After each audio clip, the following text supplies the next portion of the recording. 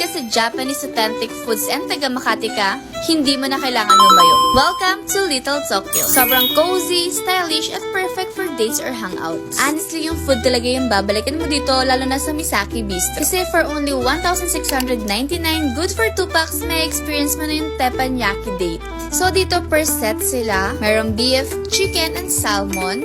Post mo na lang para makita mo kung anong set yung babagay sa inyo. Kami pinili namin is yung set F, merong chicken, buttery salmon, merong veggies, at miso soup na lulutuin mismo sa harapan mo. Sobrang satisfying talaga ng teppanyaki kasi may mga tricks and live show si chef habang niluluto niya yung food mo. Kaya talagang mag-e-enjoy ka. Hindi ko ma-imagine na less than 2K ma-experience ko na yung teppanyaki day. Sobrang sulit neto. Social mode pero it's not breaking your bank. Alam mo yung mga ganong feeling? Yung lasa ng food is talagang authentic at hindi tinipid sa ingredients. Lahat ay freshly served in front of you. Sobrang juicy netong chicken and salmon, flavorful at may extra layer of flavor na kakaiba sa ibang Japanese resto. Tapos meron silang mga a la carte order dito if ayaw nyo naman ng teppanyaki. Like we've tried their California maki na freshly made in front of you. Perfect every bite at talagang masarap din. We've tried also their mango shake na made with real fruits na sobrang refreshing.